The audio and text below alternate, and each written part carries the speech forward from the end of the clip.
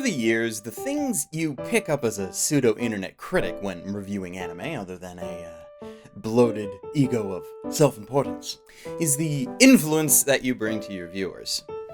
Picture your favorite anime, the one that you love so wholeheartedly that you are willing to protect it and defend it to the ends of the earth. Now allow me to tell you that your favorite anime is shit. It has flaws. It has some glaring issues that could have been addressed, but none of that matters to you because it's your favorite anime. And with this mindset, by the same token, it works both ways. If you get to look at good anime and try to find its flaws, the natural response should be to look at bad anime and find things that are good about it. So, that means that we are going to be looking at School Days.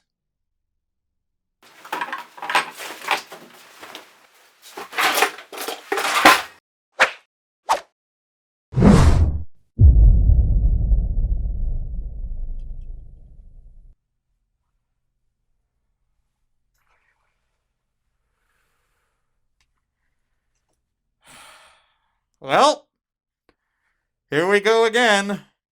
School Days really needs no introduction. Guy likes girl, another girl hooks him up with said girl, naughty things happen, heads roll, best girl is Bo-chan.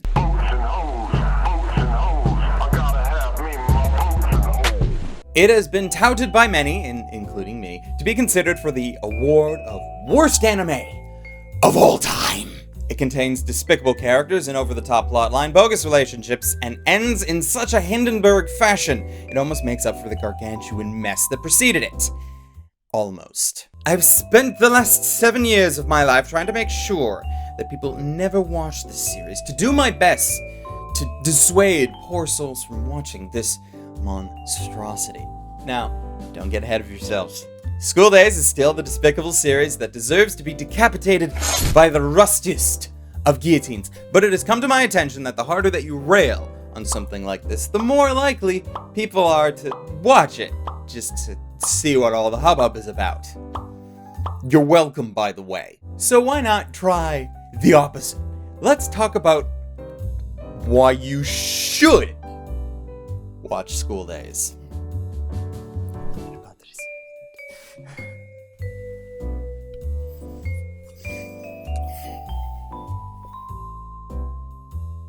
In the name of the Itsuki, the Mikuru, and the Holy Yuki. A reading from the Holy Gospel according to Chung. Itsuki set his bag on the table, took one of the chairs, propped it up against the wall, and unfolded it. May I sit and observe? You've got it wrong. I'm helping her, not assaulting her. He sat down and crossed his legs, looked at me with an amused face. Don't mind me, please. Continue. Everything that happens in School Days is plausible, just taken to the extreme. You can look at all the individual elements. The guy sleeping around with several girls, the one girl who acts as matchmaker, but loves the one that she's helping. The picture-perfect example of the shy and pretty archetype. Stretching reality, yes, but School Days is just an example of a traditional harem series taken to the next level. They feature male protagonists surrounded by an assortment of women, but few times do we ever see a story in which that main character goes into multiple romantic relationships with them. Hints of relationships, sure, but in the end the guy only chooses one. Either that or it's a proper hentai and all the girls agree with one another that they can share. Honestly, I would have preferred it going that route, but hey, I'm sure I'm not the only one thinking that.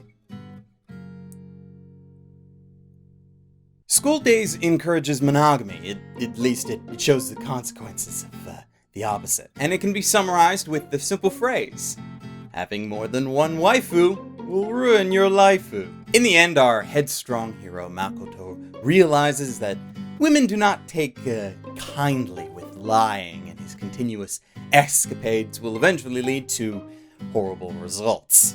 Now, I'm not saying that the anime is wholly realistic or an accurate portrayal of everyday high school flings, but it does put things in perspective. Makoto is really just your common everyman in an extraordinary circumstance. Sure, what he gets into is far from the blue, but be honest. If you were offered to hook up with a hot girl with seemingly no catches, I'm pretty sure only, 100% of us would gladly accept the offer. He's young, he has urges, and that by itself is fine. The problem is that Makoto continually ends up in these situations and does not notice or care about the overall ramifications of continuing on. One could pose the argument that he was the victim of all this. Many of the harem willingly dropped their pantsu, and he is just taking advantage of that opportunity. But damn it, there can only be one Henry VIII. And we all know how much of a headache he caused with his love life. On the plus side, you can't have a headache if you don't got a head. But did he really deserve what he got in the end? Yes. Because while most of the situations you could argue he just went with the flow, there is one he did not. Kotonoha. Kotonoha is the show's only beacon of light in a sewer of despicable characters. Though shy, soft-spoken, and an airhead, it's her kindness that's repeatedly turned against her and betrayed. If this was a folktale, Kotonoha would be the devout churchgoer, because she fits the part. And Makoto is the horny sinner who is after her huge tracts of land.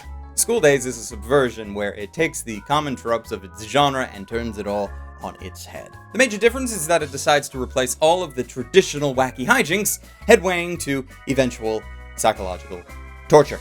But that supposed torture can be extremely entertaining in a depressing, masochistic kind of way, depending on your preferences. It's like how watching explosions are fun and cool until you realize people are actually at the center of them. It's that I hate it for what it represents, rather than its execution. The typical harems play out like some kind of power fantasy that has the male character constantly surrounded by all the different types of women who submit to his D. But School Days plays the whole thing straight, minus the fantasy aspect. Makoto is very much the stereotypical harem protagonist.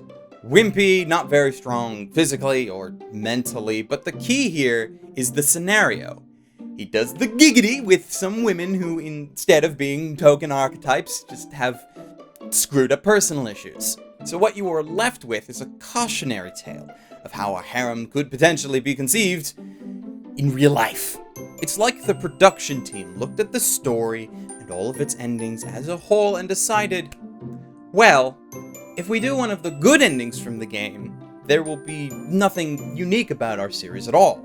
So let's do one of the bad ones for kicks. Whether or not that actually happened in the production meetings, I have no idea, but the result was the same. Regardless of its writing, shoddy production quality, even sticklers like me have to admit that there are parts of School Days that provide great laughs, whether intentional or not. Despite all the disagreements you might have with it, at the very least, it teaches you how not to be a douchebag. It's sort of the self-loathing Bible that lays out the guidelines of the worst scenario that could happen in a guy's situation. No matter how many angles you look from it, Makoto is a largely irredeemable character, and you'd be hard-pressed to find anyone, if at all, who aspires to be like him. As far as I know, everyone I talked to who enjoys the show is fully aware of how bad it is and acknowledges that it belongs in the so good it's bad bin. School Days, in the best way that I can put it, is a look into the dark side of harems, the answer to the question of, what if? But even then, watch it with the precaution that it isn't the worst. But hey, if you're in the business for watching one of the most memorable anime conclusions that put its cast in a literal deathmatch on the quest for one man's dick, maybe this will be the one for you. Just don't lose your head over it. And with that, I leave you. If you really, truly want to watch this series, there will be a link down on the Watchamajig to go and watch it over on Crunchyroll. You sadistic bastards. Thanks to my patrons who help to continue to make these videos possible. In specific, a very special thanks to Victor Akmak, Joshua Garcia, Siri Amako, and Calhoun Boy for being especially awesome. And until next time, ladies and gentlemen, and others, stay frosty.